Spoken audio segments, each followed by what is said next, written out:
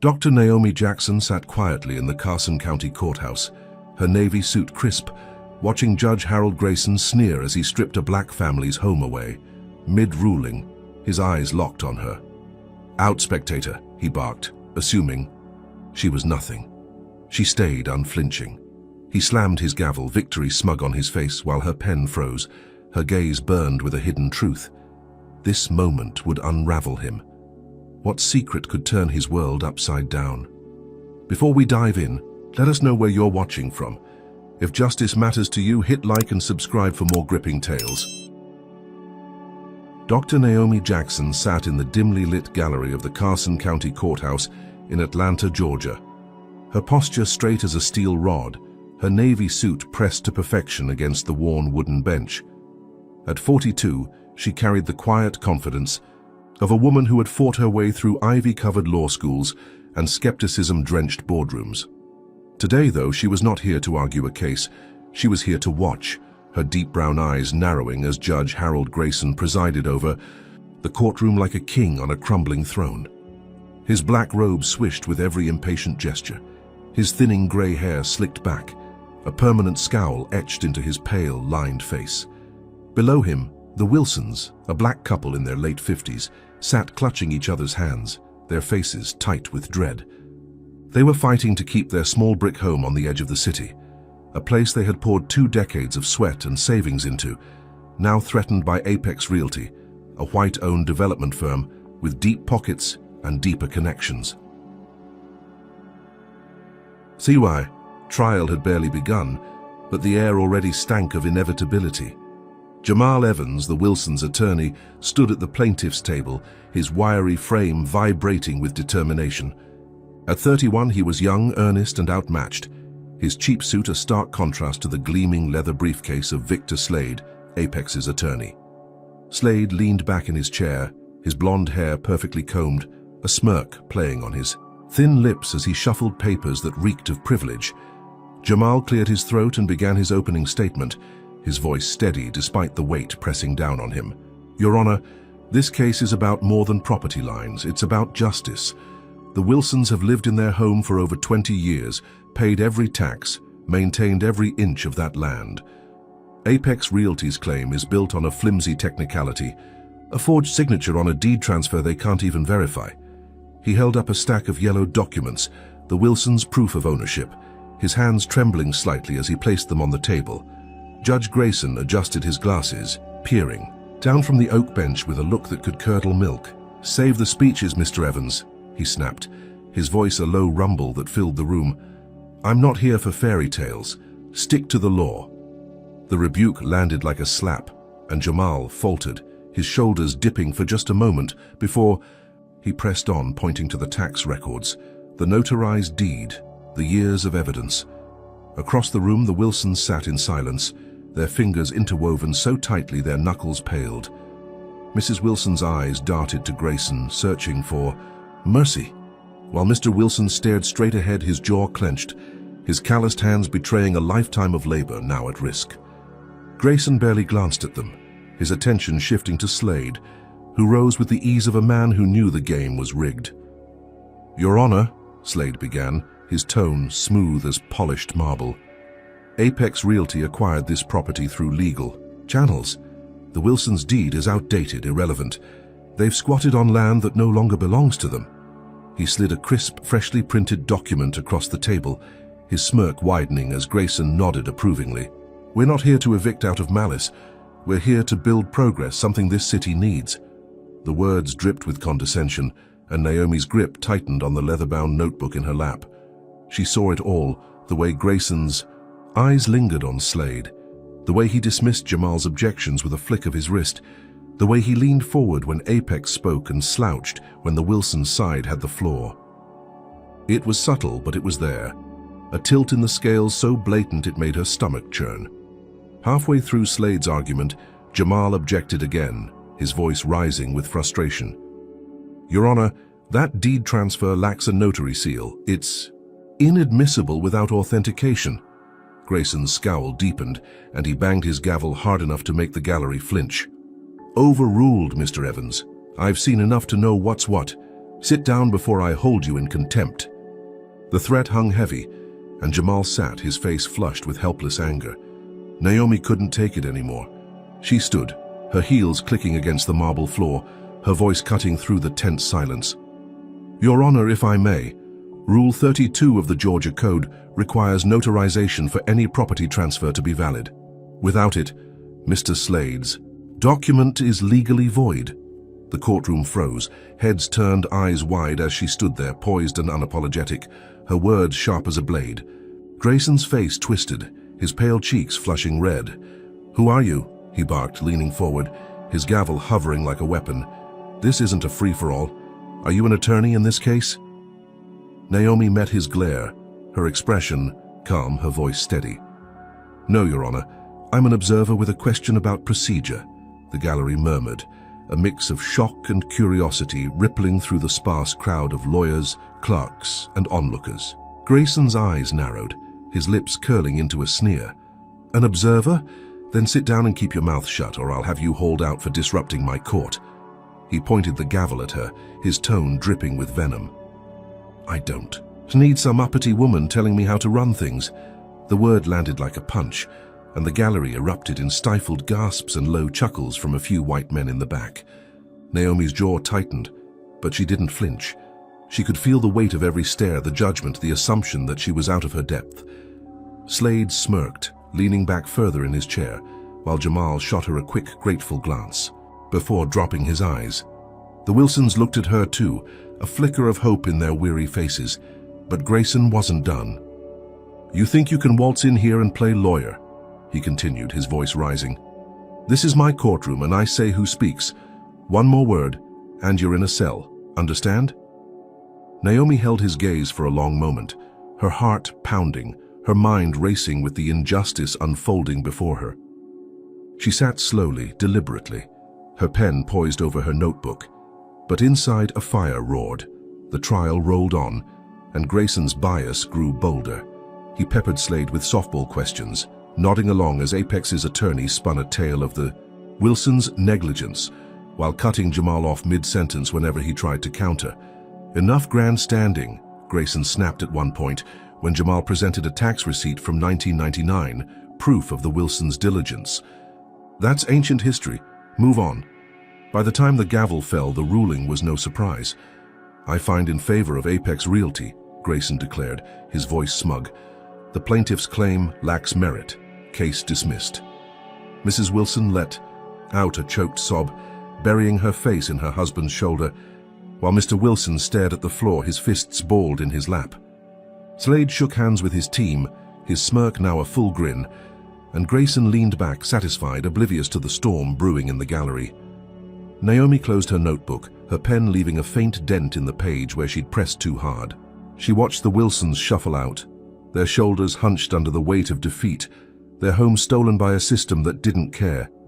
She watched Slade pack his briefcase, his arrogance radiating like heat off asphalt. And she watched Grayson, his robe billowing as he retreated to his chambers, his authority unchallenged, or so he thought. The laughter from the gallery still echoed in her ears, the word uppity a splinter under her skin. She knew this courtroom, this judge, this city. She'd seen it all before, the way power flexed against people like her, like the Wilsons, bending rules and breaking lives. But this time was different. This time she wasn't just watching. She slipped her notebook into her bag, her mind already turning. Grayson thought he'd silenced her, shamed her into submission. He thought this was his victory, a footnote in his long, untouchable career. He was wrong.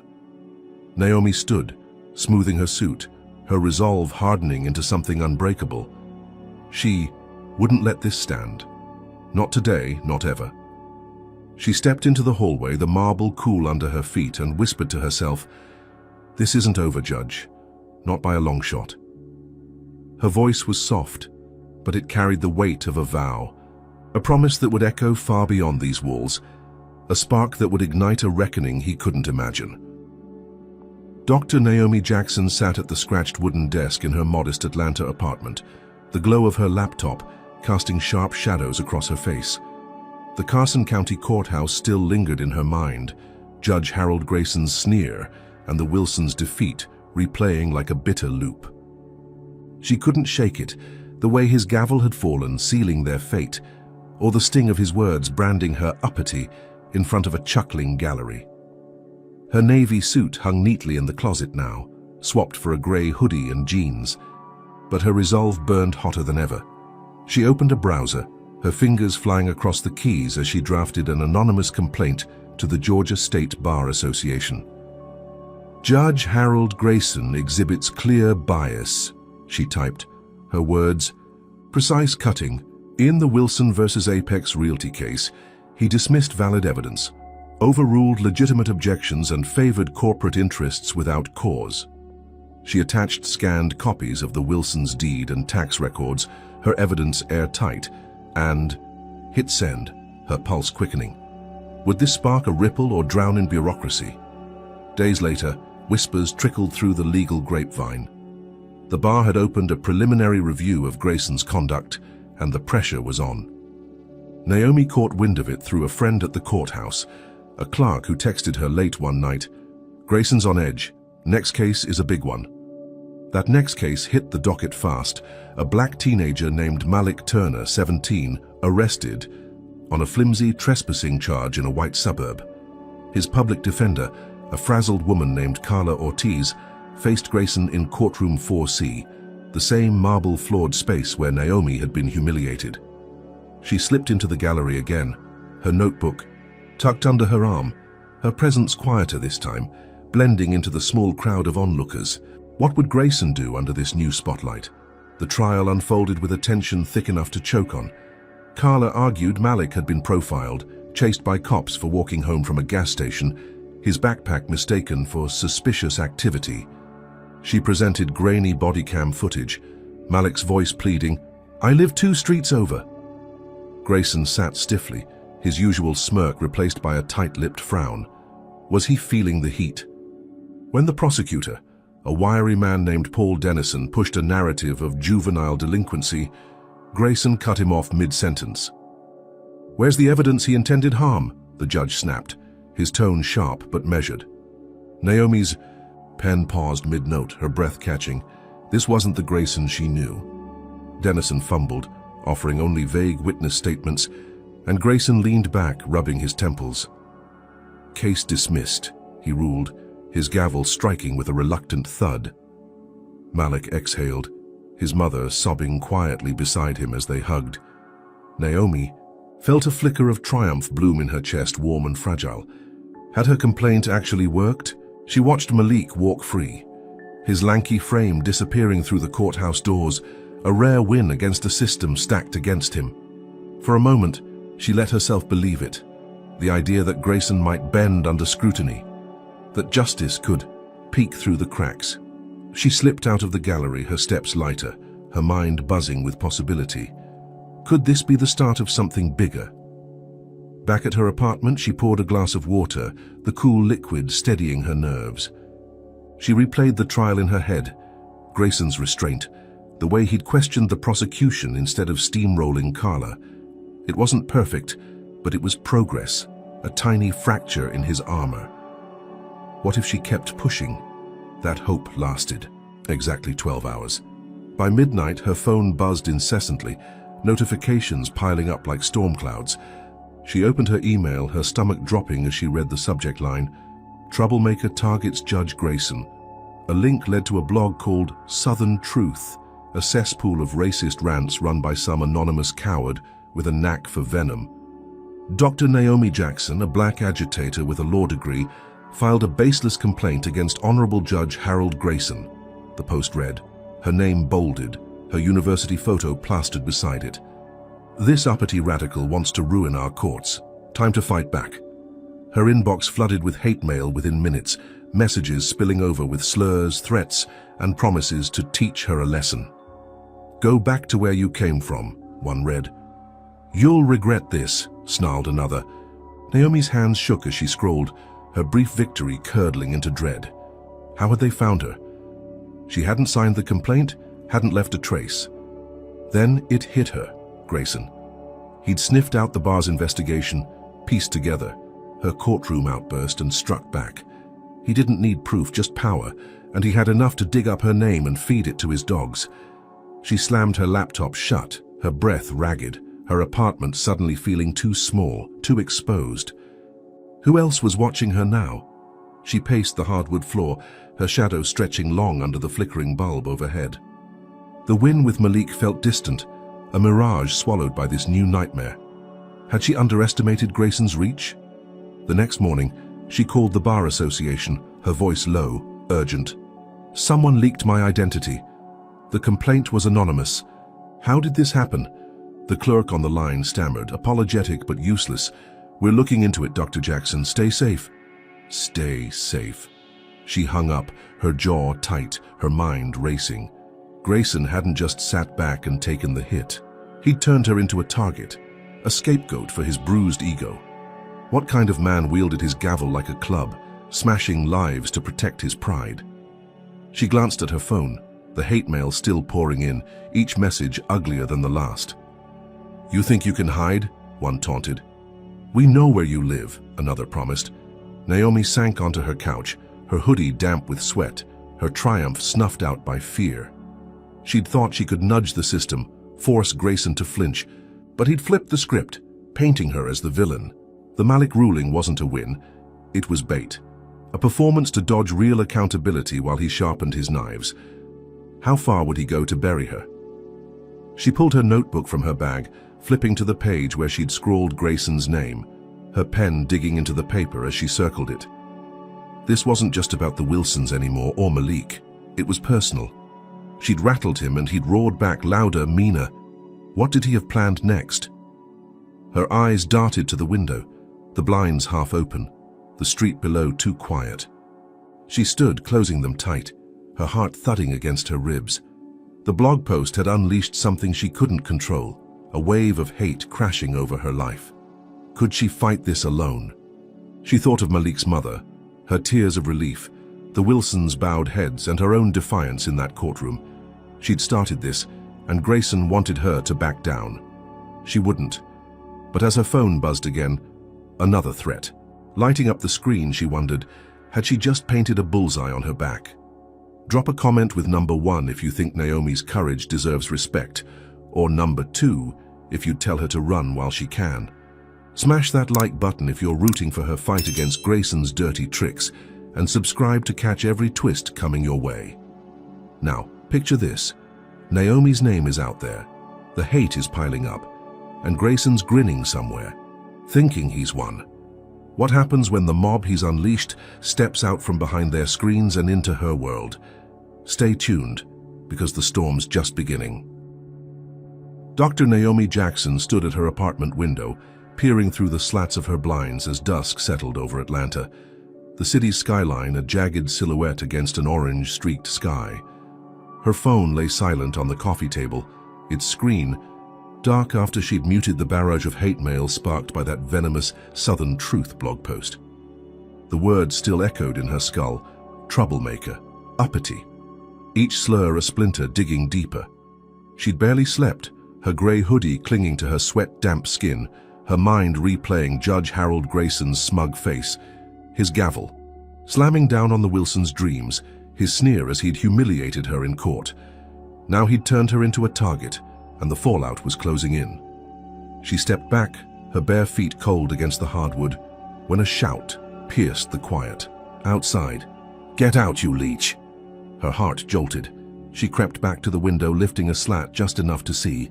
Below, on the cracked sidewalk outside her brick apartment building, a dozen figures gathered, their faces twisted with rage under the streetlights. White men mostly, some in trucker hats, others in faded jackets, clutching signs scrawled with hate. "No radicals here and leave our city." One waved a crowbar, its metal glinting as he paced. Naomi's breath caught as a brick sailed through the air, smashing her ground floor window with a deafening crash. Glass shards rained onto her floor, glittering like jagged teeth in the dim light. "We know you're in there," a voice bellowed, thick with a southern drawl. "Come face us, coward." She stumbled back, her pulse hammering, her notebook tumbling from the couch where she'd left it. The mob grew louder, chants rising into a chaotic roar. "Justice for Grayson!" they screamed, as if he were the victim, not the Wilsons, not Malik, not her. Naomi grabbed her phone, dialing 911 with shaking fingers. "There's a mob outside my home," she said, her voice low, urgent. "They're throwing bricks, threatening me. Please send help." The dispatcher, a woman with a bored tone, asked for her address, then paused. "Carson County PD's tied up tonight," she said, dismissive.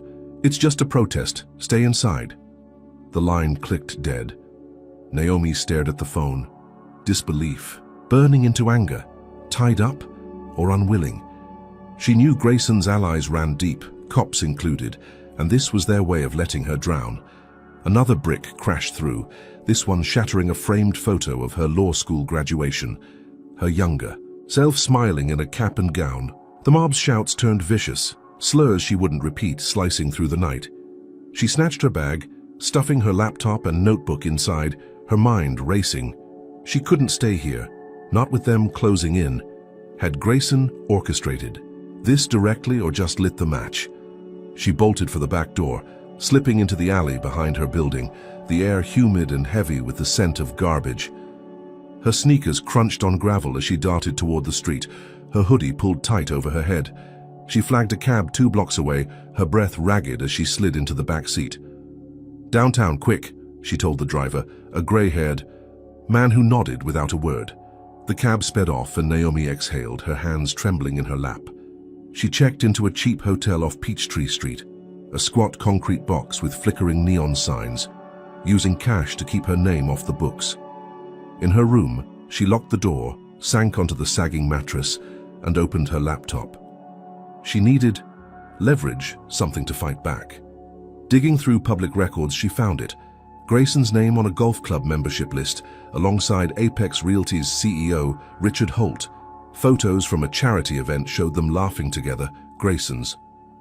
Arm slung around Holt's shoulder, her jaw tightened. This wasn't just bias, it was a racket. She saved the files, her mind spinning with plans. Could this expose them both? For a moment she felt a spark of control, a weapon forming in her hands. She leaned back against the headboard, her bruised confidence flickering back to life. If she could tie Grayson to Apex, she might turn the tide, prove his rulings were bought. She closed her laptop, exhaustion pulling at her, and let herself believe she'd found safety, a chance to regroup. That illusion shattered at 3 in the morning when her hotel room phone rang, shrill and insistent. She answered, wary. "Dr. Jackson," a raspy voice sneered, "you can't hide." The line went dead. Her stomach dropped. How had they found her? She sprang up, peering out the window into the parking lot below. 3 men stood by her cab, its tires slashed, rubber sagging into the asphalt. Red spray paint streaked across its hood. "Go back." Her throat tightened as one of them looked up, his face shadowed but his intent clear. He pointed at her window, a slow, deliberate gesture, then hefted a bat. The others laughed, their voices carrying through the glass. "You're done, lady," one shouted. Naomi grabbed her bag, her heart pounding as she realized the mob hadn't just followed her. They'd hunted her. Grayson's reach was longer, darker than she'd imagined. Was he whispering orders, or had his hate simply spawned this beast? She slipped out the side exit, avoiding the lobby where a bored clerk might sell her out. The night air hit her like a slap, thick with humidity, and the distant wail of sirens that wouldn't come for her. She ran, her sneakers slapping wet pavement, ducking into a 24-hour diner 3 blocks away. Inside, she sank into a booth, her hoodie soaked with sweat, her laptop clutched to her chest. The waitress, a tired woman with dyed blonde hair, slid a coffee across the table without asking. Naomi nodded thanks, her hands wrapping around the mug, its heat grounding her. She opened her laptop again, staring at the photo of Grayson and Holt. She'd thought exposing their golf course friendship could shift the game, maybe even force a new trial for the Wilsons. That hope felt naive now, laughable. The mob wasn't a random flare-up, it was a message, Grayson's way of saying he'd crush her before she could strike. She sipped the coffee, bitter and scalding, her mind churning.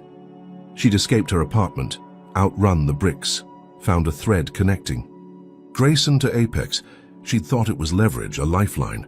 But as she glanced out the diner's streaked window, The parking lot lights glinting off a pickup truck idling across the street.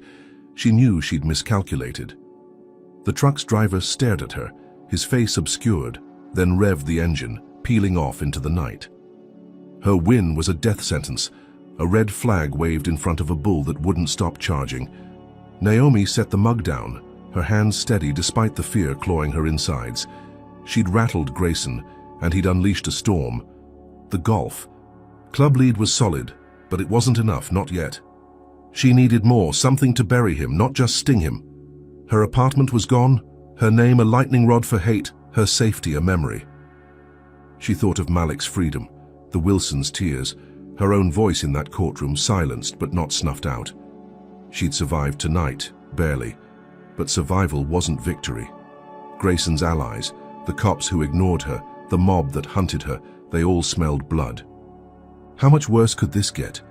She pulled her hoodie tighter, her eyes scanning the diner for threats.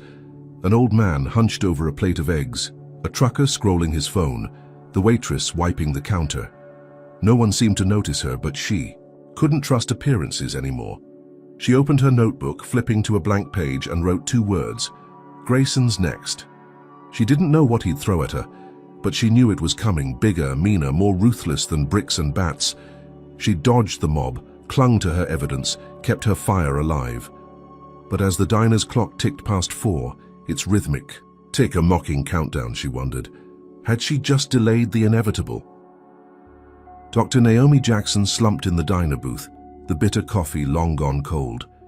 Her laptop screen glowing faintly in the pre-dawn gloom. The clock above the counter read 4:30, its neon hands mocking her sleepless night. Her hoodie clung to her skin, damp from the humid Atlanta air she'd run through, dodging the mob that had smashed her apartment windows and slashed her cab's tires. Her fingers hovered over the keyboard, the photo of Judge Harold Grayson golfing with Apex Realty's CEO Richard Holt, staring back at her. It was a thread, a lifeline to tie Grayson's bias to cold, hard corruption. But the pickup truck peeling out of the parking lot had shaken her, a reminder that Grayson's wrath wasn't just words or bricks anymore. It was a hunt. She needed help, someone in the fight with her. She thought of Jamal Evans, the Wilsons' lawyer from that first courtroom. Clash? Young, scrappy, outgunned by Grayson's gavel and Victor Slade's smirk, but he'd had fire in him. She'd seen it when he'd pushed back, even as Grayson cut him down. Naomi pulled out her phone, her thumbs tapping out a quick email. Jamal, it's Naomi Jackson. I've got evidence linking Grayson to Apex. We can sue them, reopen the Wilsons case. Meet me at the diner on Peachtree, 5 this morning. She hit send, her pulse ticking up. Could Jamal be the ally she needed? She waited, the diner's hum of clinking plates and low chatter filling the silence, until her phone buzzed at 4:50. On my way, Jamal replied. She exhaled, a flicker of relief warming her chest. He arrived 10 minutes later, his wiry frame hunched in a wrinkled blazer, his eyes bloodshot but sharp. He slid into the booth across from her, glancing around the near-empty diner before speaking. You're the one from the gallery, right? The uppity woman Grayson chewed. Out? His voice was low, cautious, but a faint smile tugged at his lips. Naomi nodded, sliding her laptop toward him. That's me. Look at this. She opened the photo, then a spreadsheet she dug up, Apex donations funneled through a shell, company to Grayson's old campaign fund. Jamal's eyebrows shot up, his fingers tracing the screen. This is big, he muttered. If we can prove this, we've got a civil suit against Apex, maybe even Grayson. The Wilsons could get their home back. Naomi leaned forward, her voice steady despite the exhaustion gnawing at her. I've got more, public records, emails, but I can't do this alone. The mob's after me, Grayson's people. I need someone to file this, push it through. Jamal rubbed his jaw, nodding slowly. I'm in. Let's draft it today, get a hearing set. Apex won't know what hit them. She felt a surge of hope, fragile but real. Had she finally found a partner to tilt the scales? They spent the next hour hunched over her laptop, sketching a lawsuit. Apex Realty vs. Wilson, round 2, with Grayson's corruption as the hammer. By 6, they had a plan, a hearing date request emailed to the clerk. Jamal shook her hand, his grip firm. "We've got this, Naomi. I'll see you tomorrow." She left the diner as dawn broke, the sky bruising purple over the city. She checked into a new hotel, a dingy spot near the interstate, her cash dwindling, but her spirits lifting.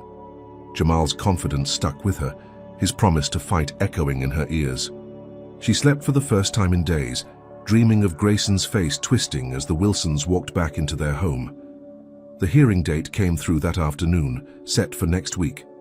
She met Jamal at a coffee shop near the courthouse, her bruises, from the mob's chase hidden under a long-sleeve shirt, her eyes bright with purpose. "We're ready," he said, handing her a printed motion, his voice buzzing with energy. This could change everything. She believed him. Why wouldn't she? That belief shattered at midnight. Naomi was in her hotel room, reviewing the lawsuit draft when her phone rang, an unknown number. She answered, wary. "Dr. Jackson," a gravelly voice sneered. "We're outside." Her stomach dropped. She rushed to the window, peeling back the curtain. In the parking lot, 3 men loomed, their faces shadowed under hoods, one hefting a tire iron. Her heart slammed against her ribs as they started toward the building. She grabbed her bag, bolting for the door, but it was too late. The men burst through the lobby stairwell just as she hit the hallway, their boots thudding on the carpet. "There she is!" one shouted, his voice thick with glee. She ran, desperation fueling her, but they were faster, cornering her near the vending machines. The first blow landed on her shoulder, a sickening crack as the tire iron swung. She stumbled, pain exploding down her arm, and threw herself against the wall, clawing for escape. The second man grabbed her hair, yanking her back, his fist slamming into her ribs. "This is for Grayson," he hissed, his breath hot on her face. The third kicked her legs out, sending her crashing to the floor, her laptop skidding across the carpet. She curled into a ball, shielding her head as blows rained down, each strike a thunderclap of agony. Blood trickled from her nose, warm and metallic, her vision blurring. She heard shouts, a distant siren, and then nothing, the men vanishing. As quickly as they'd come, Naomi woke to fluorescent lights, a hospital bed creaking under her. Her left arm was in a sling, her ribs taped, her face a map of bruises. A nurse hovered, her voice soft. "You're lucky someone called it in. Cops are outside." Naomi nodded, pain spiking with every breath. The cops took her statement. Their questions clipped, their eyes cold. "No ID on the attackers," one said, shrugging. "Probably random." She knew better. This wasn't random. It was revenge. But how had they found her? She replayed the night, the call, the ambush, and then it hit her, a knife in the gut. Jamal. He'd known her hotel, the only one she'd told. She dug through her bag, wincing as she pulled out her phone. A text from Jamal, sent hours before the attack. "Sorry, Naomi, they got to me." Her blood ran cold. He'd sold her out, traded her safety for what? Cash? Threats? She called him, her voice hoarse. "Why, Jamal?" He answered, his tone shaky. "Grayson's people cornered me, offered 10 grand to walk away. When I said no, they showed me photos of my kid at school. I had to give them something." He hung up, leaving her with silence and betrayal. Her trust, her ally, her plan all crumbled. Grayson hadn't just sent thugs, he turned her own side against her. Naomi sank back against the pillows, her body screaming, her mind reeling. She'd thought Jamal was her shot, her way to hit Apex and Grayson where it hurt. They'd had a hearing date, evidence, a fight worth winning.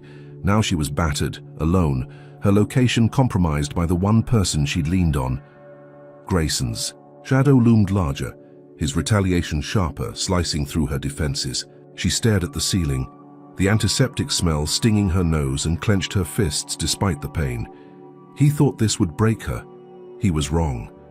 But as the hospital's hum filled the quiet, she wondered, who could she trust now? Drop a comment with number 1 if you think Naomi should have seen Jamal's betrayal coming, or number 2 if you'd have trusted him too in her shoes. Hit that like button if you're furious at Grayson's dirty game, and subscribe to see how Naomi fights back from this brutal blow. Picture her in that hospital bed, bruised but unbroken, with Grayson's thugs still out there. What happens? when she takes her next swing against a system that keeps punching down. Stick around, the fire's just getting started.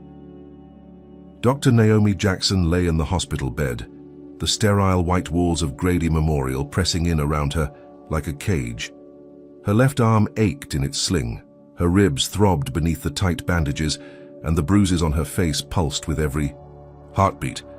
The beating from Apex Realty's hired thug still echoed in her bones, Jamal Evans' betrayal a fresh wound in her mind.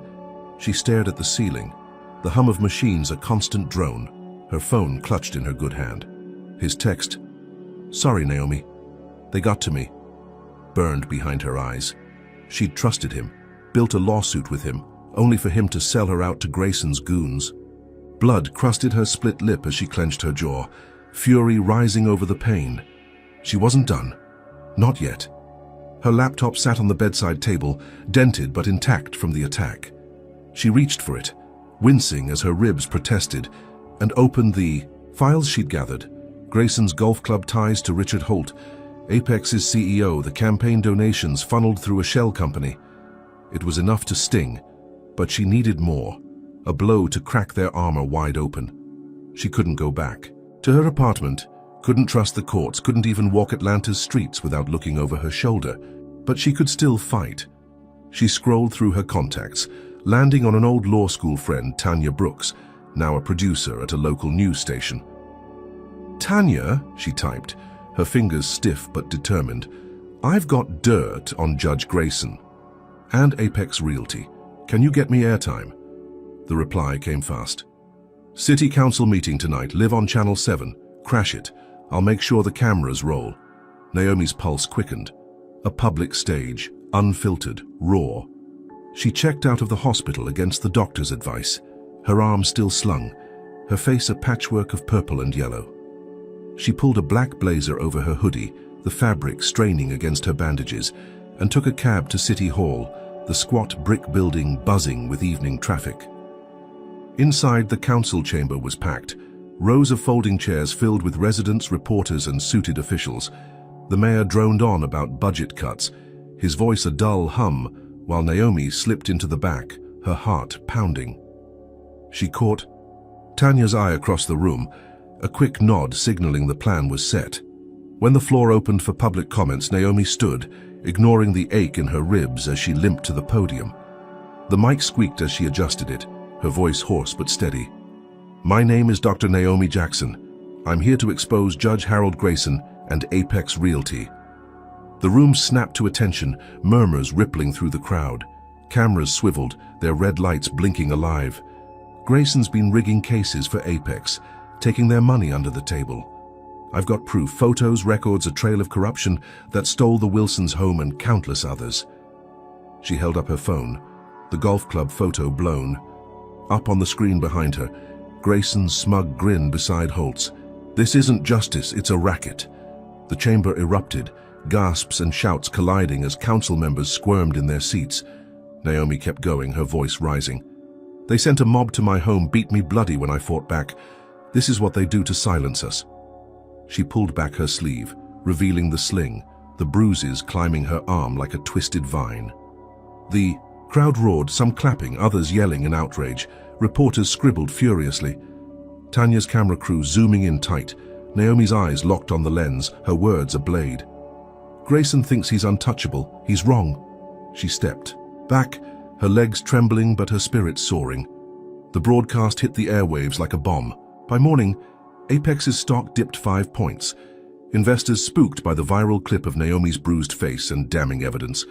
Protesters gathered outside the courthouse, signs reading, "Justice for Naomi" and "Grayson out."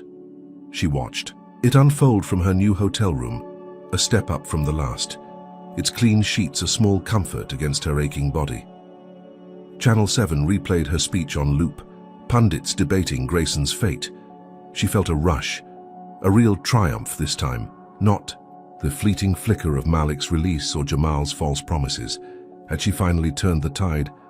Grayson stormed out of his chambers that afternoon, his robe flapping as he shoved past reporters, clamoring at the courthouse steps.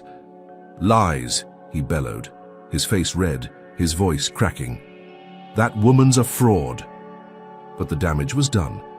His name trending online, hashtags like #GraysonCorrupt lighting up screens across Georgia. Naomi leaned back on her hotel bed, a faint smile tugging at her swollen lip. She'd hit him where it hurt, in the open, where he couldn't hide. She flipped through news sites, her chest swelling with something close to victory. Could this be the moment he broke? That hope lasted until dusk.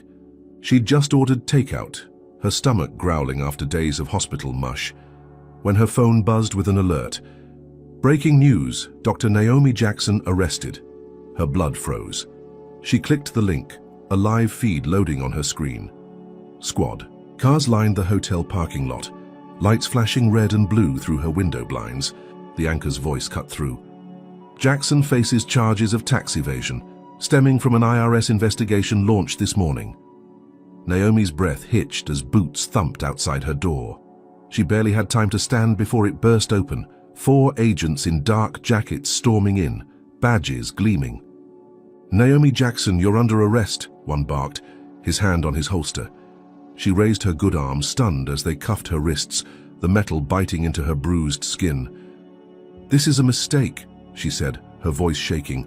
"I've paid every tax every year." The lead agent, a stocky man with a buzz cut, smirked. "Tell it to the judge." They hauled her out, cameras flashing as reporters swarmed the lot. She stumbled, her sling catching on the doorframe, pain shooting through her shoulder. The live feed caught it all, her grim face plastered across screens, the headline twisting her triumph into disgrace. Whistleblower or criminal? She glimpsed Grayson on a TV in the lobby as they dragged her past, his lips curled in a faint victorious grin. The precinct was a blur, fingerprint ink staining her hands, her mugshot snapped under harsh lights. She sat in a holding cell, the concrete, bench cold against her thighs, her mind racing. Tax evasion. She'd filed meticulously, her accountant a stickler for detail. This wasn't a fluke. It was a setup. Grayson's allies in the mayor's office pulling strings to bury her. The broadcast had humiliated him, shaken Apex, but they'd hit back harder, flipping her public win into a public fall. She pressed, her forehead against the bars, her breath shallow, her ribs screaming with every move. A guard slid a phone through the slot, her one call. She dialed Tanya, her voice low. "They framed me.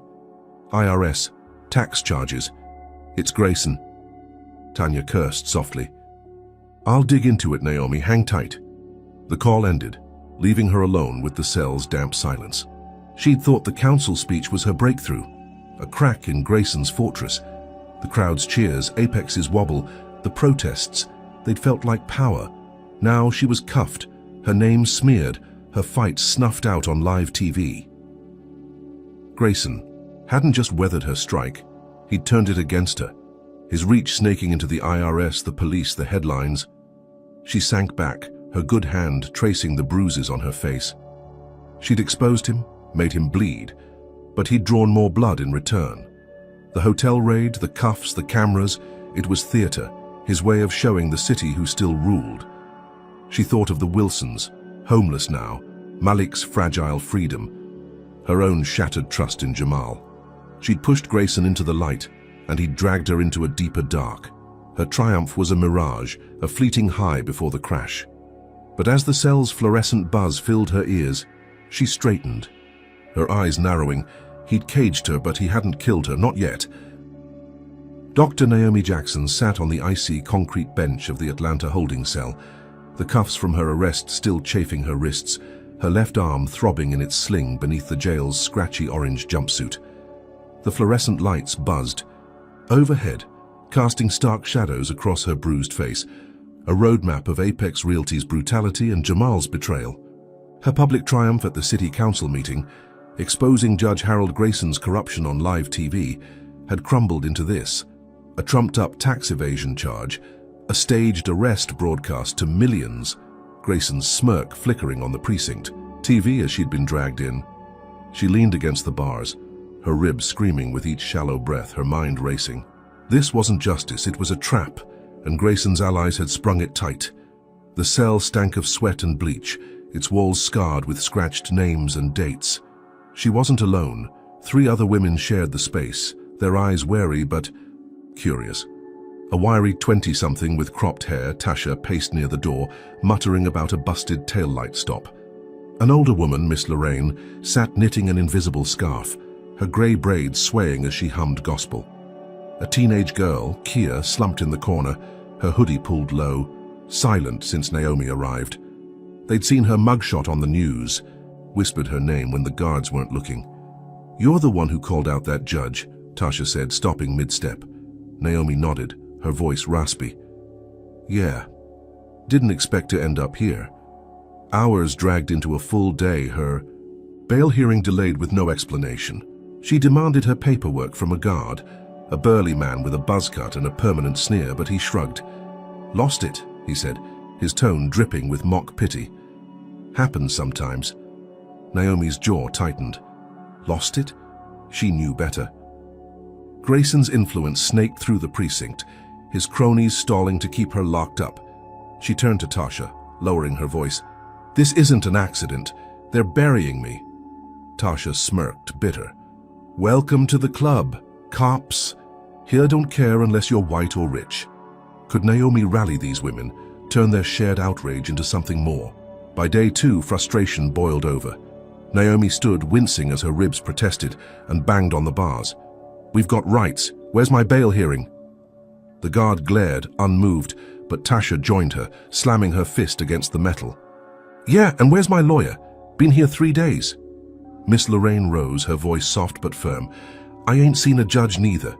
Kia peeked from her hood, her eyes wide, then stood kicking the bench. "This is bullshit!" The cell erupted in shouts, their voices echoing down the corridor.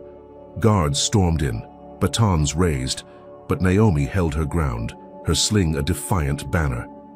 "You can't silence us!" The commotion drew a crowd, inmates in nearby cells banging trays, chanting for release. A janitor slipped past, whispering to a sympathetic guard who muttered into his radio. Hours later, a news van rolled up outside, Channel 7's logo, bright against the grey precinct walls. Tanya Brooks had delivered, her cameras catching the uproar live.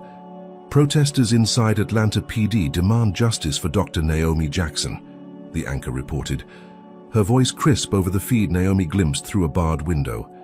The guard's sneer faltered as his supervisor barked orders.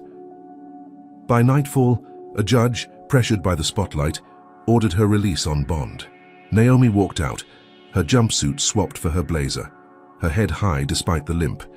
She stepped into the muggy night, the precinct's floodlights harsh on her bruised face, reporters shouting questions she ignored. Tanya met her at the curb, her sleek bob glinting under streetlights. "You okay?" she asked, her eyes scanning Naomi's injuries. "Better now," Naomi said, her voice steady. "Thanks for the push." She felt a rush, freedom tasting sweeter than ever. The prison stunt had backfired, Grayson's grip slipping under public glare. She hailed a cab, her mind buzzing with next steps. Could this momentum bury him for good? She settled into the back seat, her good hand clutching her bag, the city's neon blur streaking past. She'd beaten the cell, turned their trap into her stage. That illusion shattered before the cab reached her hotel. She'd parked her rental car, a beat-up sedan borrowed from Tanya, 2 blocks from the precinct during the chaos of her release. As she paid the driver and stepped out, headlights flared. Behind her, 3 squad cars screeched to a halt, officers spilling out, guns drawn. "Naomi Jackson, hands up," one shouted, his voice a guttural bark. She froze, her sling dangling, her heart sinking. "What now?" she demanded, her voice cracking. The lead cop, a lanky man with a scarred cheek, smirked. "Felony possession. Found drugs in your car." He held up a baggie, white powder glinting under the streetlights. Her stomach plummeted. "That's not mine," she yelled, but they swarmed her, slamming her against the hood, her ribs flaring with fresh agony.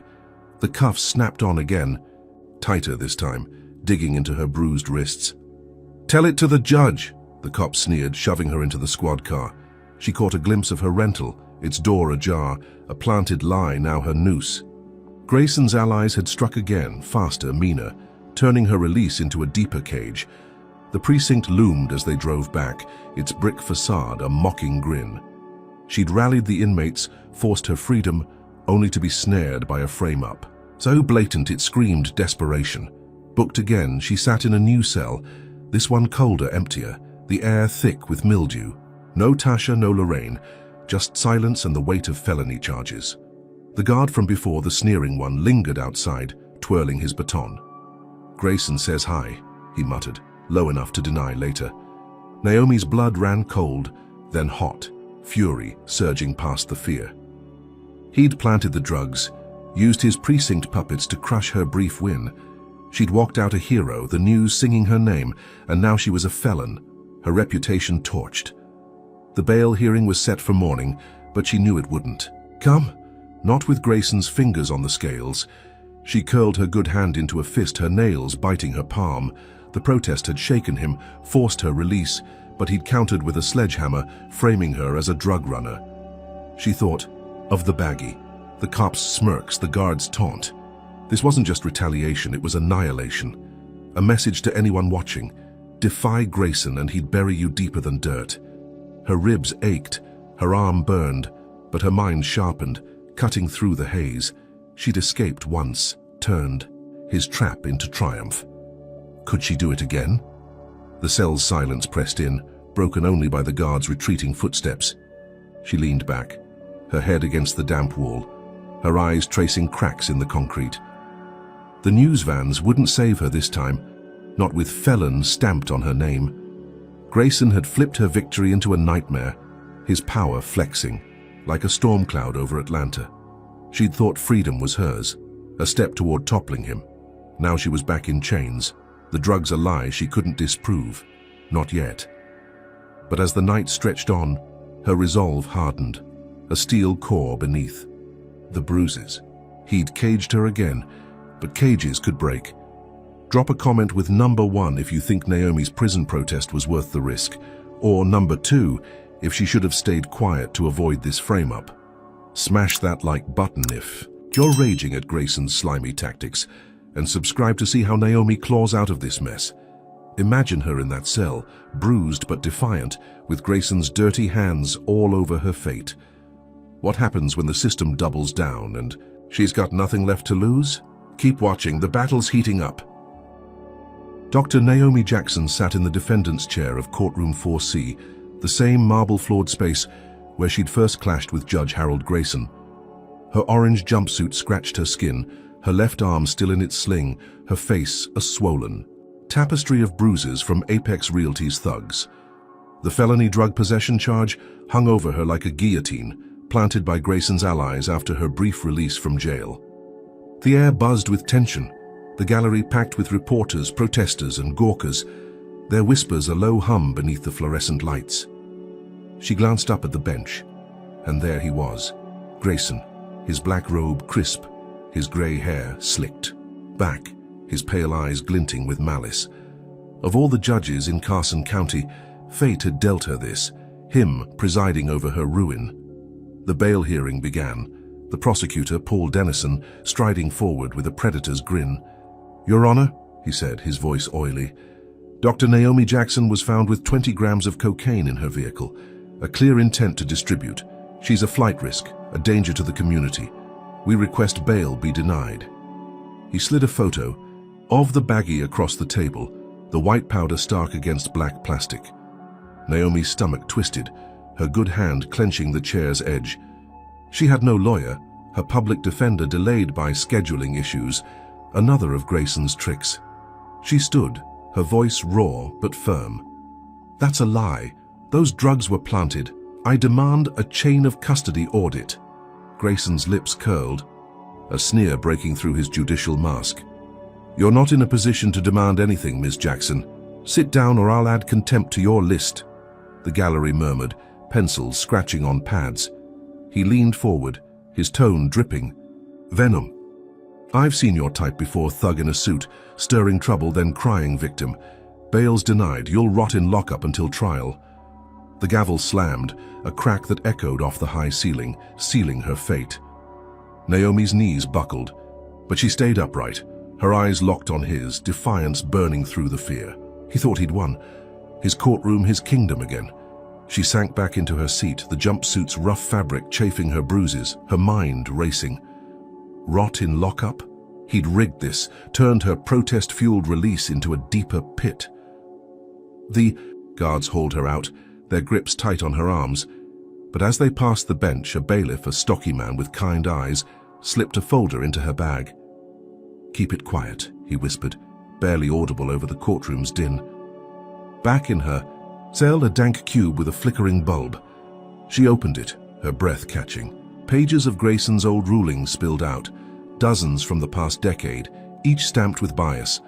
Black tenants evicted, white landlords favored, Apex Realty winning case after case. Her pulse surged. This was gold, proof of his corruption spanning years. She needed to get it out.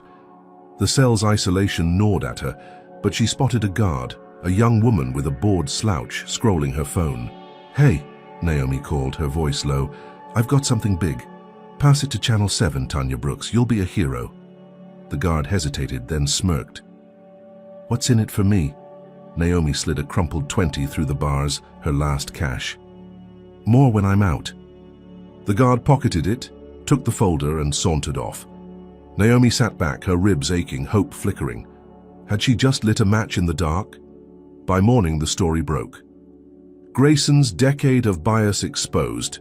Channel 7 blared, Tanya's voice crisp over footage of the leaked files. Protests erupted outside the courthouse, a sea of signs and chants, "Justice now," and "Grayson resign." Naomi caught snippets on a guard's radio, her lips twitching into a faint smile despite the pain.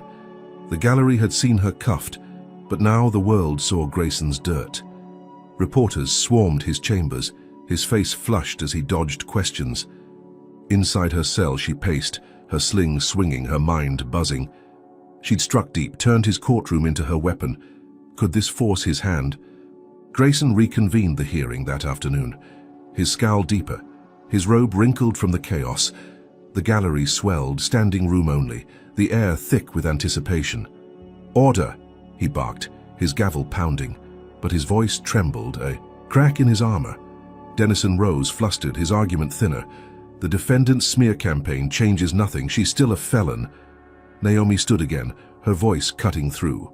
"Your Honor, those files show you've buried black. Plaintiffs for years. This case is tainted by your bias. Recuse yourself." The crowd gasped, a ripple of shock spreading. Grayson's face purpled, his fist slamming the bench. "You're out of line. Sit down." She didn't.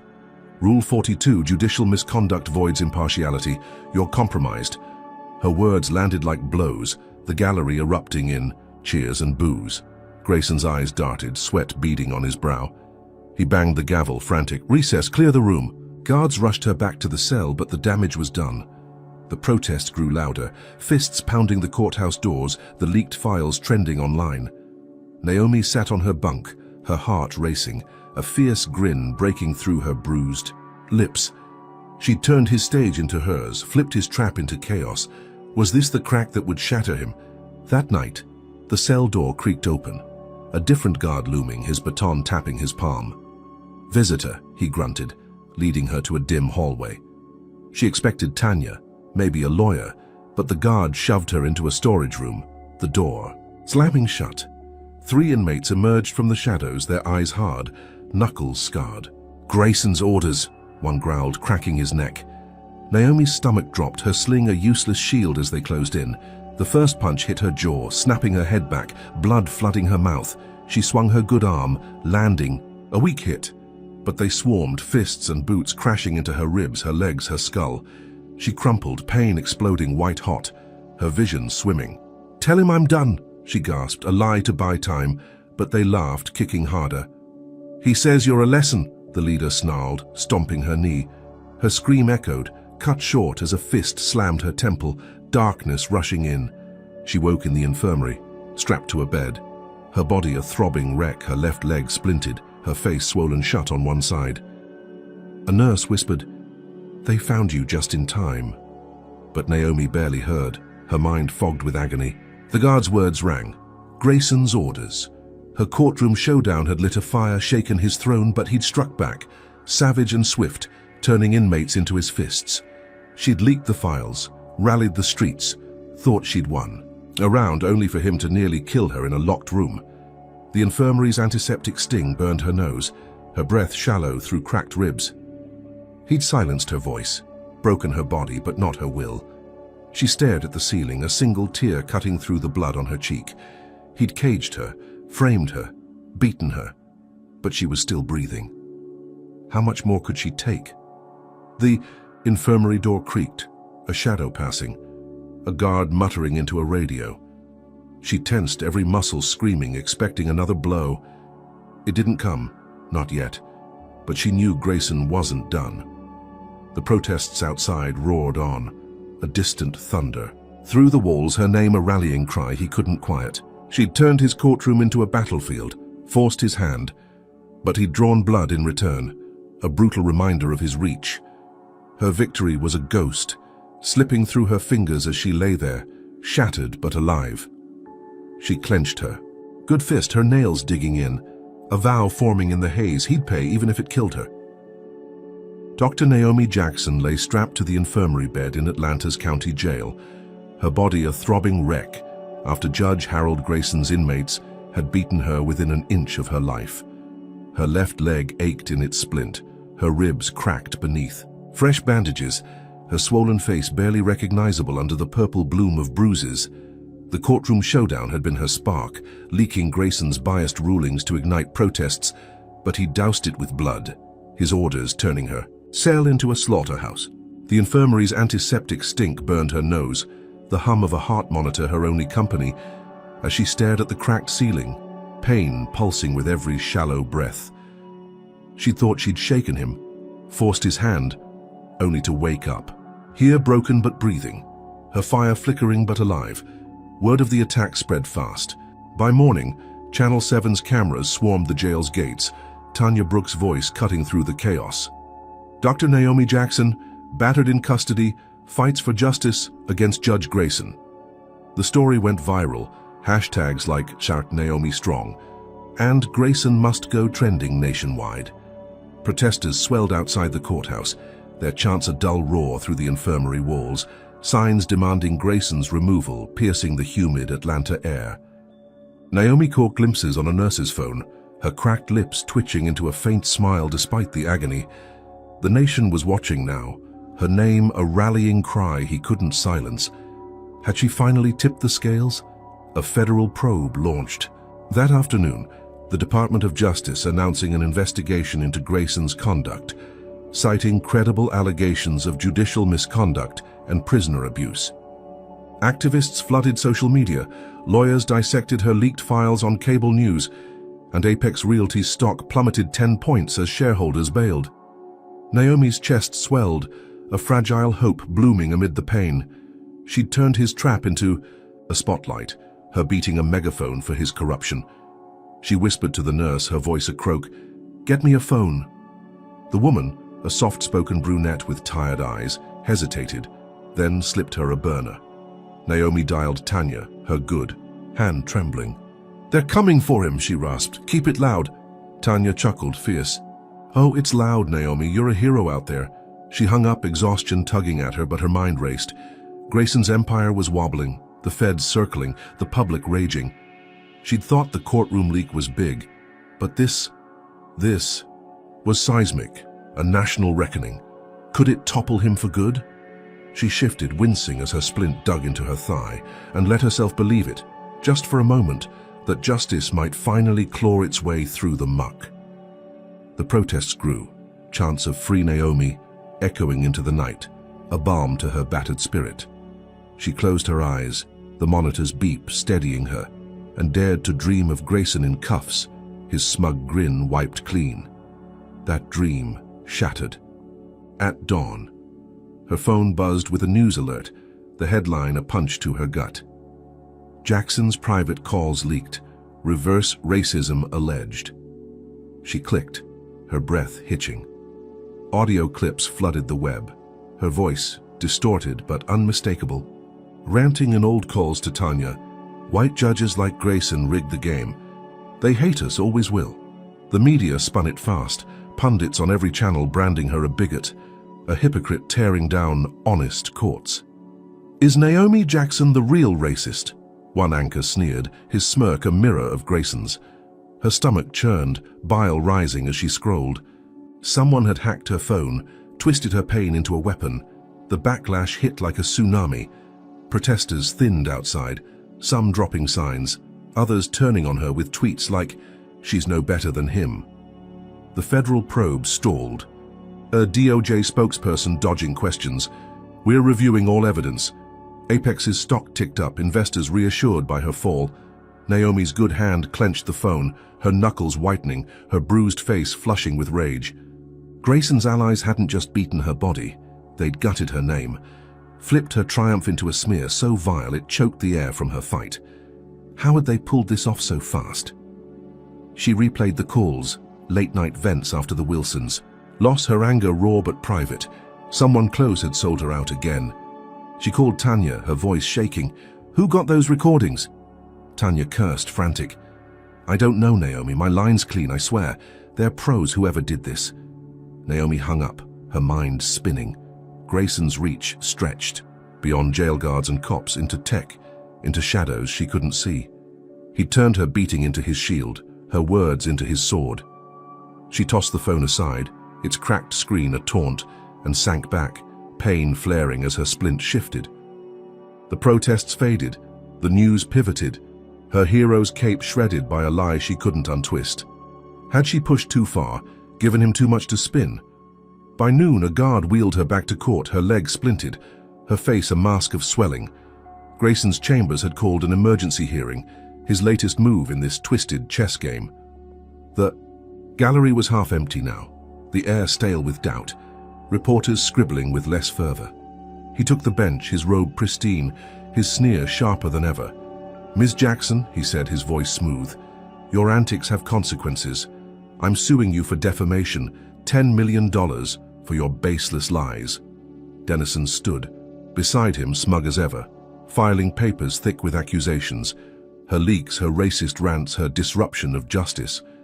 Naomi's heart sank, her body screaming as she rose, leaning on the table. "You ordered my beating," she spat, her voice a growl. "This is retaliation, plain and simple." Grayson's eyes narrowed, his gavel poised. "Prove it, or sit down. Your little stunt's over." The gallery murmured, a few heads nodding his way, her allies dwindling. He banged the gavel, setting a trial date, his victory palpable. She slumped back, her good hand gripping the chair, her mind foggy with pain and fury. The national spotlight had crowned her, then crucified her. Grayson's counterstrike a masterstroke of cruelty. Back in the infirmary, she stared at the TV, muted clips of her arrest, her beating, her leaked calls cycling endlessly. The nurse slipped her a note from Tanya. "Feds are spooked. Public's turning. We're digging, but it's bad." Naomi crumpled it, her nails digging into her palm, blood seeping through fresh cuts. She'd gone viral, shaken the system, thought justice was near, only for Grayson to twist it all, painting her as the villain while he sued her into oblivion. Her leg throbbed, her ribs burned, her name trashed beyond repair. He'd taken her win and made it his weapon, his allies hacking her life to pieces. She lay there, the monitor's beep a mocking rhythm, her spirit battered but unbowed. The protests had faltered, the probe stalled, her freedom a distant memory. Grayson sat on his bench, smug and untouchable, while she rotted in bandages, facing millions he knew she couldn't pay. She'd thought the spotlight would save her, force accountability, but he'd turned it into a noose tightening with every headline. Her good eye, the one not swollen shut, fixed on the ceiling, a vow forming in the haze. He'd broken her body, smeared her soul, but she wasn't dead. Not yet. Drop a comment with number 1 if you think Naomi's beating should have rallied more support, or number 2 if her leaked calls crossed a line. Hit that like button if you're boiling at Grayson's ruthless comeback, and subscribe to catch Naomi's next move against this monster. Picture her strapped down, the nation flipping on her, Grayson grinning from his throne. What happens when she swings back from rock bottom, with the whole world watching? Stay locked in, the stakes are skyrocketing.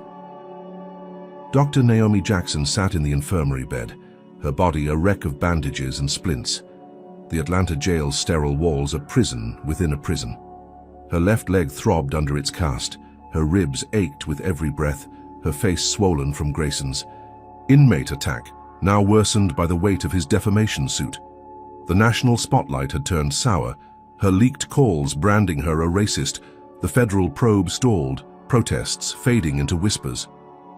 Judge Harold Grayson sued her for $10 million, a sum she couldn't fathom, his latest blow to crush her spirit while she lay broken. But as the TV droned muted headlines of her disgrace, her good hand clenched the sheets, her mind sharpening.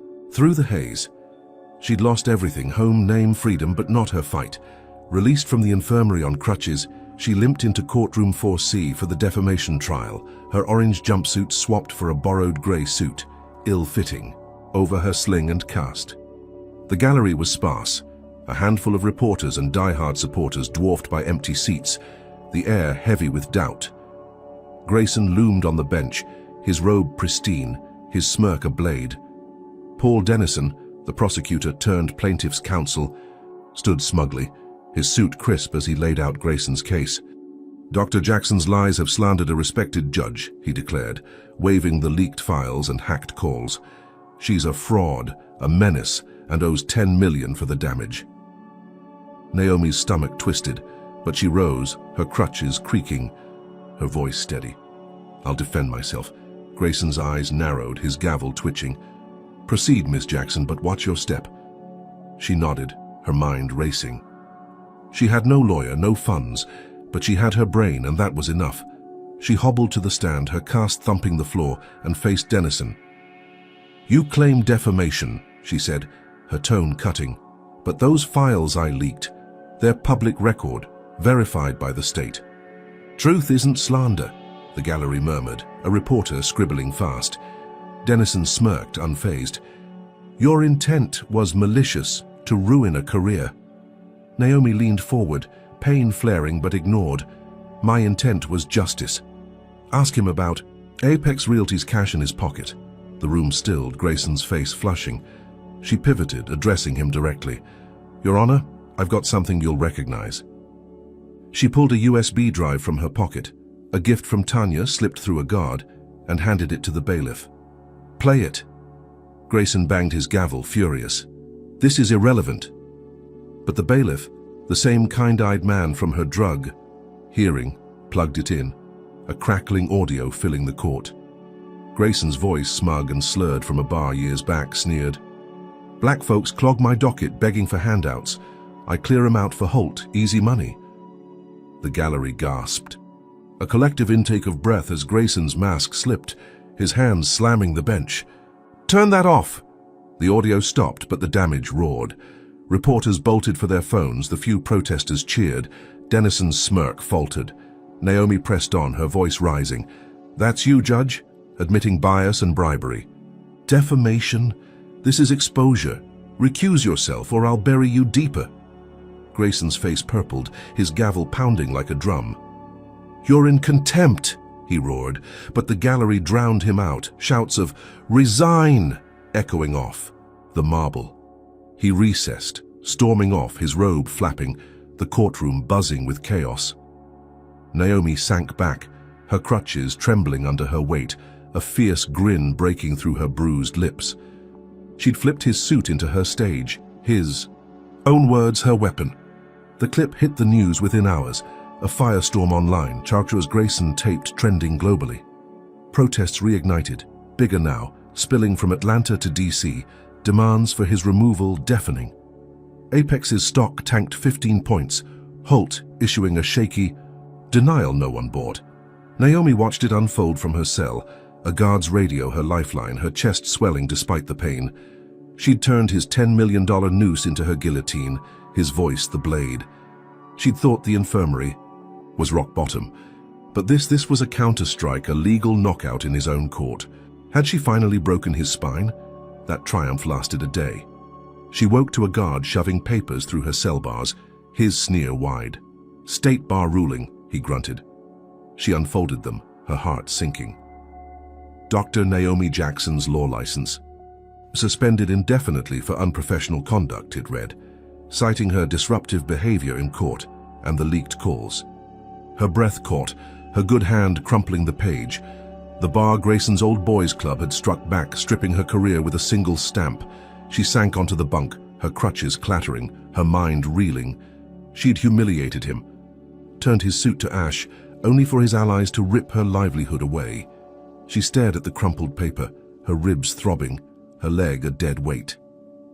Hours later, a guard escorted her to a meeting room, her public defender finally showing, a nervous kid named Eli Carter. "They're pushing the drug charge hard," he stammered, "and now this license thing, it's bad." Naomi nodded, numb. "Grayson's not done," she said, her voice flat. Eli shuffled papers, avoiding her eyes. "Bail still denied. Trials next month." She limped back to her cell, the clang of the door a final note in her unraveling symphony. She'd won the courtroom, shamed Grayson on tape, but he'd countered with a sledgehammer, killing her career while she rotted in lockup. The next day, a guard tossed her a newspaper, its headline bold, "Grayson defiant amid scandal." He'd held a press conference, his face pale but smug, claiming the tape was doctored, his suit against her doubled to 20 million. "She's a liar," he sneered to cameras, "and she'll pay." Naomi's stomach churned, her good hand shredding the paper. The protests raged on, but his allies rallied, spinning her win into his victimhood. She'd thought the tape was her ace, a public gut punch, only for him to twist it, weaponize it, and leave her jobless, caged and broke. Back in her cell, she sat on the bunk, the cold concrete seeping through her jumpsuit, her crutches propped against the wall. The bar's ruling echoed in her skull, her license, her life's work gone. She'd exposed Grayson's racism, his bribery, turned his courtroom into a circus, but he'd hit back harder, stripping her bare while the world watched. Her leg throbbed, her ribs burned, her spirit teetered. She thought of the Wilsons, homeless, Malik's fragile freedom, her own voice now silenced in law. Had she misjudged his power, his venom? She leaned back, her good eye tracing the cells, scars, names etched by others who'd fought and lost. The tape had shaken him, cracked his facade, but he'd rebuilt it with her bones, her career, his latest trophy. She'd walked in on crutches, faced him down, thought she'd won a round, only to limp out defeated. Her license dust, his suit a looming shadow. The protests outside were a distant hum, her name fading from hero to footnote. But as the bulb flickered overhead, she straightened, her jaw clenching despite the pain. He'd taken her job, her freedom, her voice, but not her will. She'd find a way, even if it broke her completely. Drop a comment with number 1 if you think Naomi's courtroom tape was worth the cost, or number 2 if she should have held it back to save her license. Smash that like button if you're stunned by Grayson's savage counterpunch, and subscribe to see Naomi battle this legal graveyard. Imagine her on those crutches, Grayson's tape her victory cry, only for him to bury her deeper. What happens when she's got no title, no allies, and his claws sink in tighter? Keep watching, the war's far from over. Dr. Naomi Jackson hobbled through Atlanta's streets on crutches, her gray suit tattered, her left leg dragging in its splint, her face a swollen mess of bruises beneath a borrowed hoodie. Released from jail on a technicality after her law license was stripped, she was homeless, jobless, and hunted. Grayson's $20 million defamation suit a noose around her neck. The courtroom tape had exposed his racism, sparked riots, but his allies had crushed her, turning her triumph into ash. She'd checked into a shelter near the interstate, a grim cinder-block refuge with sagging cots and flickering lights, her last refuge after the bar's ruling and Apex Realty's relentless pursuit. She sat on a cot, her good hand clutching, a burner phone, her mind racing. She'd lost everything, but Grayson hadn't won yet. She needed a knockout blow, something undeniable. Tanya Brooks had slipped her a tip. Grayson was keynoting a judicial conference at the Marriott downtown, a glitzy affair for Atlanta's legal elite. Naomi saw her shot, a desperate gamble to catch him off guard. She rummaged through her bag, finding a mini recorder Tanya had sent weeks back, its battery still alive. She tucked it into her pocket, her crutches creaking as she stood. The shelter's hum of despair, coughing residents and crying kids faded as she limped out, the night air thick with exhaust and possibility. Could she sneak in, trap him, end this? The Marriott loomed, its glass facade gleaming under floodlights, valets ushering suits inside. Naomi slipped through a service entrance, her hoodie low, her crutches silent on the carpet. She ditched them in a closet, leaning on walls, her legs screaming as she moved. The conference hall buzzed, judges and lawyers sipping wine, Grayson's name on banners touting judicial integrity. She found a corner near the stage, her breath shallow, her recorder on. He took the podium, his robe swapped for a tux, his voice smooth as he preached fairness. "Justice is blind," he said, his smirk faint, the crowd clapping like trained seals. Naomi's blood boiled. Blind? Only to his corruption? She waited, her leg trembling, until he stepped off for a break. She followed, hobbling into a hallway, her recorder rolling as he chatted with a grey-haired judge. She stepped closer, her voice low, cutting. "Nice speech, Grayson. How much did Apex pay for it?" He spun, his face paling, then twisting into a snarl. "You!" he hissed, his composure cracking. "You're finished, Jackson." She smirked, pain forgotten. "Not yet. Say it again, how you clear out black folks for Holt." His eyes darted, the other judge retreating. But Grayson snapped, his voice a growl. "You're filth, all of you, clogging my court. Holt pays, I deliver." Happy now. The recorder caught every word, his confession crisp, unguarded. Naomi's heart surged, her gamble paying off. She backed away, but he lunged, grabbing her arm, his fingers digging into her bruises. "Give me that," he roared, wrestling for the device. She twisted, her splint slamming his shin, his grip slipping as she bolted, half running, half falling down the hall. He bellowed after her, "You're dead!" But she hit the service exit, tumbling into the night, her recorder clutched tight. She uploaded it from a gas station payphone, Tanya's number her lifeline. "Air this now," she gasped, sending the file. By midnight, the clip exploded online. Grayson confesses, racism and bribery trending worldwide. Riots flared, Atlanta's streets a chaos of sirens and smoke, protesters smashing windows, chanting her name. Channel 7 looped the audio, pundits stunned, the DOJ probe reigniting with a vengeance. Naomi hid in an alley, her crutches reclaimed, her body shaking with adrenaline and pain. Grayson's suspension hit the wires at dawn, the state supreme, court yanking him pending investigation. She leaned against a dumpster, her breath fogging in the cold, a fierce grin splitting her swollen face. She'd cornered him, forced his own voice to damn him. Had she finally snapped his spine? That victory burned out fast. She limped back to the shelter, her leg a furnace of pain when the ground shook, a deafening boom splitting the night. Flames erupted from the shelter's windows, glass raining onto the street, screams piercing the air. She stumbled back, her crutches slipping as fire trucks roared in too late. A dozen dead, the news later confirmed. Apex's hired assassins bombing the place she'd called home. Naomi's stomach heaved, her good hand clutching a lamppost, her mind reeling. They'd tracked her, struck when she thought she'd won, killing innocents to bury her. Sirens wailed as she staggered away, her hoodie soaked with sweat, her recorder useless now. The clip had suspended Grayson, lit the city ablaze, but his allies countered with carnage, a blast meant for her. Cops swarmed the wreckage, their radios crackling, and a voice cut through. "Witness says Jackson planted it." Her blood froze. They'd framed her again, pinned the bombing on her, twisting her triumph into terrorism. She ducked into a park, her leg buckling, her crutches sinking into mud. The news hit her phone, stolen from a shelter survivor. Naomi Jackson. Terror. Suspect in shelter blast.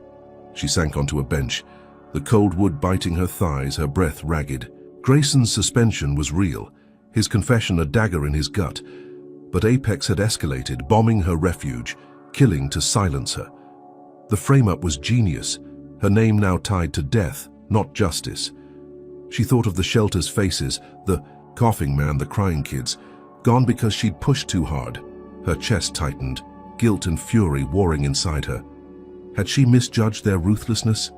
She'd cornered Grayson, thought she'd won, only for his machine to burn her world down. Police lights flashed in the distance, closing in. She stood, her crutches wobbling, her leg a dead weight. She had no home, no allies, just the recorder in her pocket and a city on fire. The clip had shaken the earth, forced his suspension, but Apex's retaliation was apocalyptic, framing her as the villain, while bodies piled up. She limped into the shadows, her good hand wiping blood from her lip, her mind racing. She'd exposed him, made him bleed, but they'd turned her into a ghost, hunted and blamed. Could she outrun this inferno? The park's trees loomed, their branches clawing the sky, a siren's wail growing closer. She thought of the Wilsons, homeless like her, Malik's fleeting freedom, her own voice now a curse. Grayson sat suspended, his empire teetering, but his allies fought on, savage and unrelenting. She'd walked into that conference, faced him down, thought she'd struck gold only to ignite a war she couldn't win. The shelter's flames danced in her mind, a pyre of her defiance, her victory a mirage, swallowed by smoke. But as she vanished into the night, her crutches crunching leaves, her resolve hardened a steel thread in the chaos. He'd burned her life, but she'd burn him back, even if it took her last breath. Dr. Naomi Jackson staggered through Atlanta's shadows, her crutches sinking into the park's muddy earth, her left leg a throbbing anchor in its splint. The shelter's bombing still roared in her ears, flames licking the night sky, screams of the innocent swallowed by Apex Realty's vengeance. Judge Harold Grayson's suspension from her recorded confession had ignited riots, but his allies had countered with a blast that killed 12, framing her as the terrorist. Her grey suit hung in tatters, her hoodie soaked with sweat and mud, her bruised face a mask of pain and fury. She was on the run, a ghost in her own city, cops and Apex's militia hunting her through the chaos. She clutched the recorder, her last weapon, her breath ragged as sirens wailed closer. She needed proof, something to flip their lie. Her mind churned, landing on Grayson's chambers, a long shot, but her only play. She'd heard whispers in jail, guards boasting about his private files, a ledger tying him to Apex and beyond. If she could get it, send it to the feds, she might claw out of this grave. She limped to a payphone near the park's edge, its glass cracked, and dialed Tanya Brooks, her voice a rasp. "Grayson's office tonight. I need a distraction." Tanya hesitated, then agreed. "Protesters at the courthouse in 30. Be fast." Naomi hung up, her good hand trembling, her legs screaming as she moved.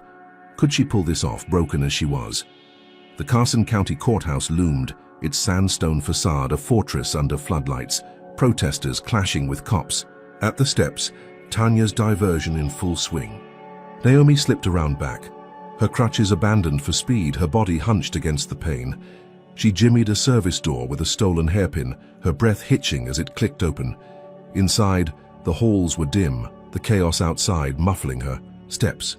She reached Grayson's chamber's 3rd floor, her leg buckling with every stair, sweat stinging her swollen eyes. The door was locked, but she smashed a glass panel with her elbow, glass biting her skin, and crawled through, blood slicking. Her arm. His office stank of cigar smoke and arrogance, shelves lined with law books, a desk piled with papers. She rifled drawers, her good hand shaking until she found it, a leather-bound ledger tucked under a stack of briefs. She flipped it open, her pulse surging. Names, dates, payments. Apex's CEO, Richard Holt, scrawled beside 6-figure sums. A racist militia group, Patriot Vanguard, linked to bomb supplies. Her breath caught. This was dynamite, tying Grayson to the shelter blast, his empire laid bare. She stuffed it into her hoodie, her mind racing. Had she just found the kill? Shot. She called Tanya from Grayson's landline, her voice low. "Ledger's mine, FBI now." Tanya promised a drop point, a mailbox 2 blocks away. Naomi limped out, the ledger heavy against her chest, the courthouse trembling with distant shouts. She reached the street, the mailbox in sight, when headlights flared, a black van screeching to a halt. 4 men in militia gear spilled out, Vanguard patches glinting, their faces masked but eyes wild. "There's the bitch," one roared, a knife flashing as they charged. Her heart slammed, her crutches gone, her leg a dead weight. They'd tracked her, Apex and Grayson's final play. She bolted, a hobbling sprint, the ledger slipping as she clutched it tighter. They caught her in an alley, a fist smashing her jaw, her splint cracking as a boot stomped her leg. She fell, mud soaking her suit, pain blinding white-hot. "Where's the book?" the leader snarled, ripping her hoodie. She swung the recorder, cracking his nose, blood spraying, but another grabbed her hair, slamming her face into the ground. "Grayson wants you alive," he hissed. "Barely." They zip-tied her wrists, her good arm useless, and dragged her into a warehouse, its concrete floor cold, its air thick with oil and rust. Bound to a chair, her leg twisted under her, Naomi glared as they set up a camera. Their leader, a hulking man with a scarred cheek, grinning. "Smile, terrorist. You're confessing." He shoved a script at her. "I bombed the shelter," scrawled in bold. She spat blood, her voice a growl. "Never!" He laughed, cracking his knuckles, and the torture began.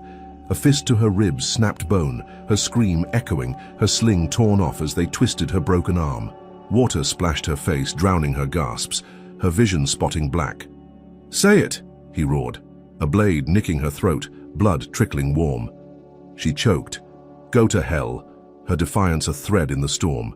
They beat her for hours, her body a pulp, her mind fraying but unbroken. The camera rolled, her silence their failure, her blood pooling on the floor. She thought of the ledger lost in the alley, her last hope slipping away. Had Tanya gotten it? The leader cursed, slamming her chair. "Stubborn bitch," and pulled. A phone barking orders. "She won't break, finish it." Naomi's heart sank, her swollen eyes darting, spotting a shard of glass near her foot. They turned away, adjusting the feed, and she lunged, her zip ties snapping her wrists raw as she grabbed it. Slashing her captor's leg, he howled, blood gushing, and she stabbed again, his thigh a fountain, her strength fading as she collapsed. She crawled, her leg dragging, her body a wreck, the warehouse spinning as shouts erupted. The others rushed her, boots raised, but sirens screamed outside, lights flashing through cracked windows. FBI agents stormed in, guns blazing, bullets cutting the air. "Drop it," an agent yelled, the militia scattering, her captor bleeding. "Out." Naomi slumped, her good hand clutching the glass, her vision blurring as agents swarmed. "Ledger," she rasped. "Ali," before darkness took her body crumpling into the chaos. She'd sent it, exposed them, thought she'd won, only to break under their knives, her escape a whisper from death.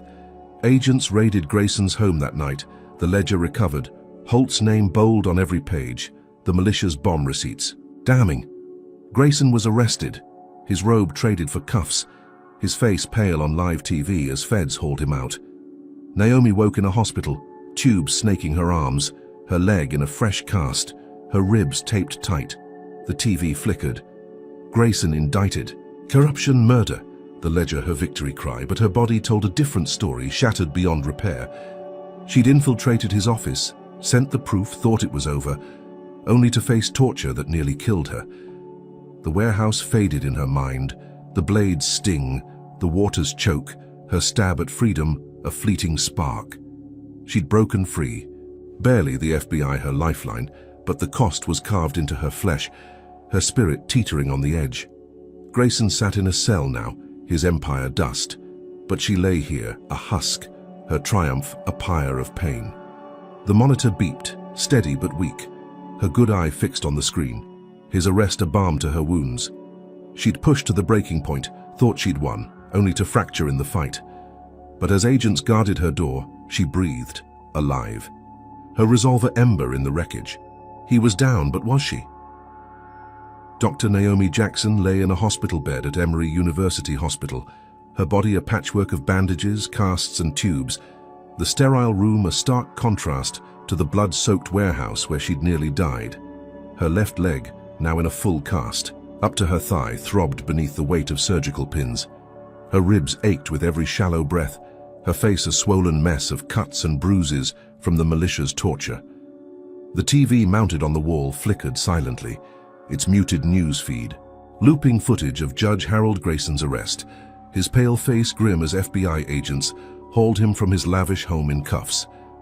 The ledger she'd stolen from his office, tying him to Apex Realty's CEO Richard Holt and the Patriot Vanguard militia, had ignited his downfall. a corruption scandal sprawling across headlines nationwide.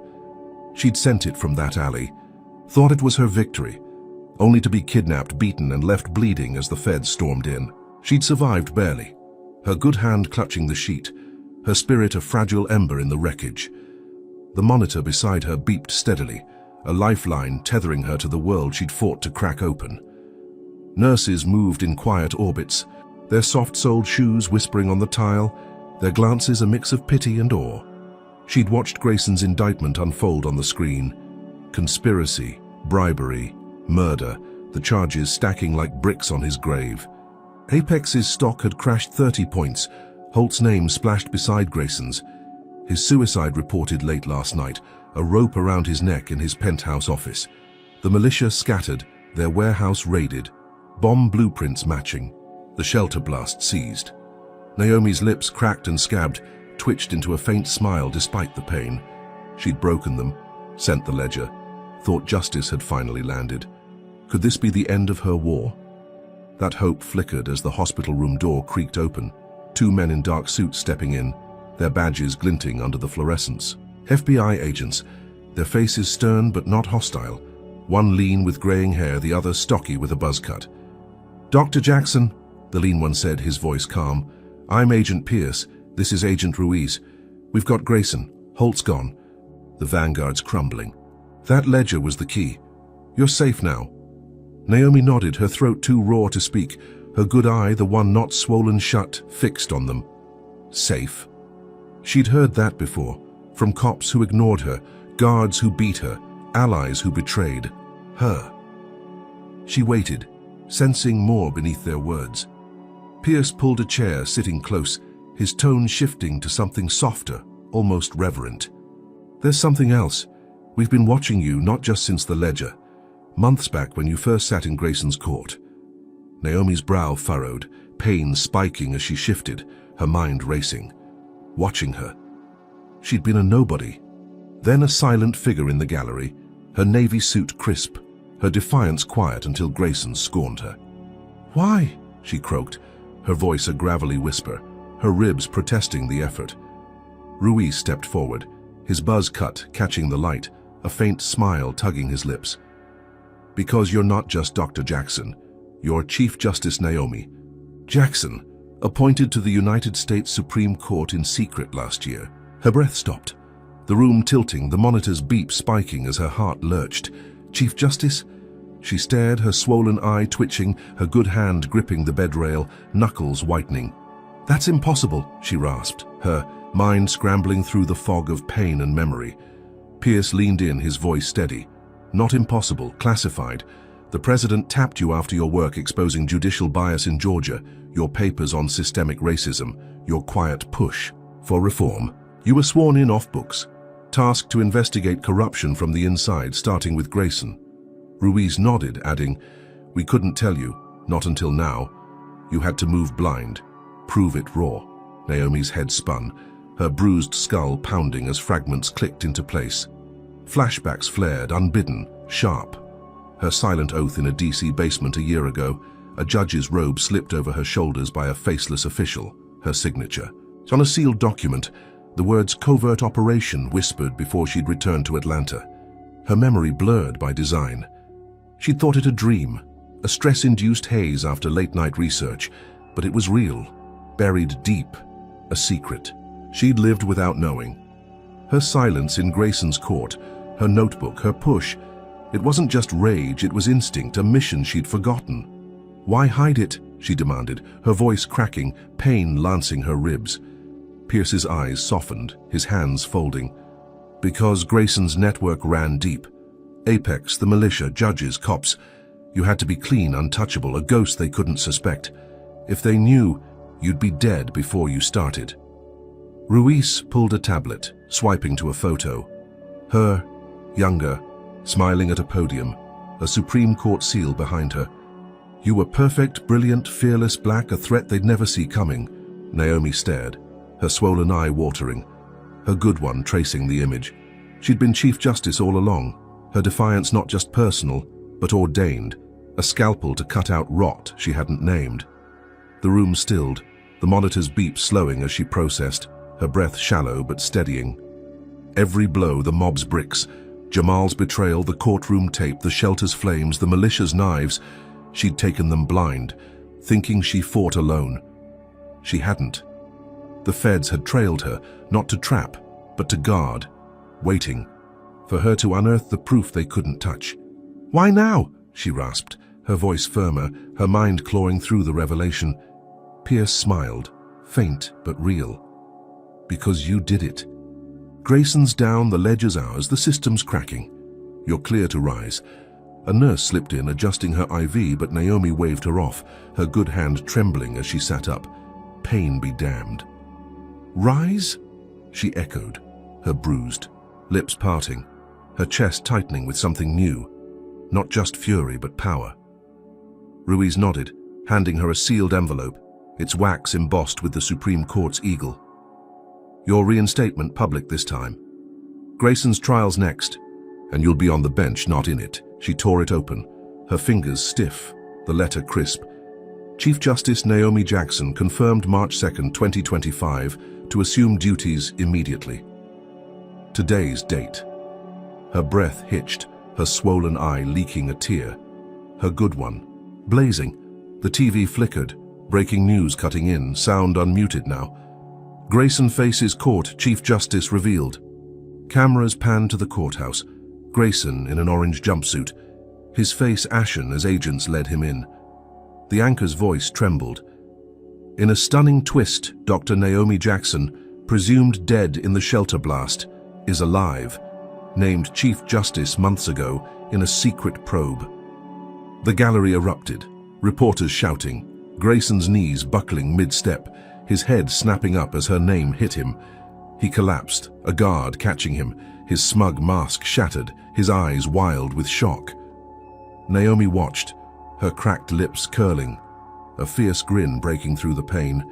He'd scorned her, broken her, thought her finished, only to learn she'd ruled him all along. Agents wheeled her out hours later, her bed rolling through the hospital's back exit, a black SUV waiting. Pierce drove, Ruiz beside her, the city a blur of sirens and smoke, riots calming as her truth spread. She leaned back, her cast heavy, her ribs a dull ache, the envelope clutched tight. Flashbacks kept coming, her silent vigils in Grayson's court, her pen's steady scratch, her defiance not just hers but theirs, a plan she'd lived without knowing. She'd thought she fought for the Wilsons, Malik herself, but it was bigger. A gavel she'd wielded blind, now hers to swing wide. The SUV stopped at a federal safe house, a squat brick building off the highway, its windows dark. Pierce helped. Her inside, her crutches clacking, her body a wreck but her spirit soaring. A TV played Grayson's arraignment, live, his voice a rasp as he pleaded not guilty, his eyes darting, searching for her ghost. Prosecutors flashed the ledger, Holt's payments, the militia's bombs, her name bold in every charge. "Chief, Justice Jackson's evidence," they said, and Grayson's head dropped, his hands shaking, her title a hammer on his skull. She sank into a chair, her good eye fixed on him, her swollen one watering with grim joy. A doctor checked her, muttering about weeks of recovery, but she waved him off, her voice steady. "I'll heal on the bench." Pierce grinned, handing her a robe, black and pristine, its weight a promise. She'd thought the ledger was her. Win, Grayson's arrest, her endgame, only to find she'd been the endgame all along. A secret Chief Justice tearing down his world. The militia's torture, the shelter's flames. They'd broken her body, but not her purpose, a purpose she hadn't known she carried. That night, alone in the safe house, she stood, her crutches creaking, her reflection in a cracked mirror. A warrior's ruin. She traced her bruises, her cast, her scars, each a badge of the war she'd won blind. Grayson sat in a cell, Holt in a grave, Apex a husk, the vanguard dust, her ledger their doom. She'd walked into his court a nobody, taken his scorn, his mobs, his knives, thought she'd die fighting, only to rise as his judge, his jury, his reckoning. The robe hung beside her, a shadow of power she'd wield tomorrow. Her vow whispered into the dark. "I'll dismantle it all, every root, every lie." She sank back, her good hand folding the envelope, her swollen eye shut, her good one blazing. The TV looped Grayson's collapse, his shock her triumph, the nation reeling as she rose from the ashes he'd made. She'd been Chief Justice from the start, her silent strategy, her pain proof, her victory absolute. The system had bent her, burned her, but she'd broken it wider, and from the top she'd shatter its hate, scar by scar, breath by breath, until it bled no more. The journey of Dr. Naomi Jackson teaches us resilience in the face of unrelenting injustice. Her story reveals that systemic racism isn't just a personal slight, it's a machine, grinding down lives with calculated cruelty. Naomi faced scorn, mobs, betrayal, and torture, yet her spirit never broke, showing that courage can outlast even the darkest odds. Her secret role as Chief Justice underscores the power of hidden strength, proving that change can come from within, even when it's cloaked in silence. The tale exposes how corruption festers in trusted institutions, with Grayson's downfall a stark reminder that no one is above accountability. It's a call to question authority, to see beyond the robes and gavels, and recognize the human cost of bias. Naomi's scars are a testament to sacrifice, her triumph a beacon that justice, though battered, can prevail. We learn that fighting hate demands more than words. It takes grit, risk, and an unwavering belief in what's right, even when the world turns against you. Her vow to dismantle systemic wrongs from the top urges us all to act, to challenge, to persist. What's the takeaway? One person's stand can shake a system, but it's the collective push that topples it. So what will you do when you see injustice? Drop a comment with your thoughts. Hit like if Naomi's fight inspires you, and subscribe for more stories of grit and justice. Share this to spread the call. Thanks for joining this journey. And here's to building a world where fairness reigns.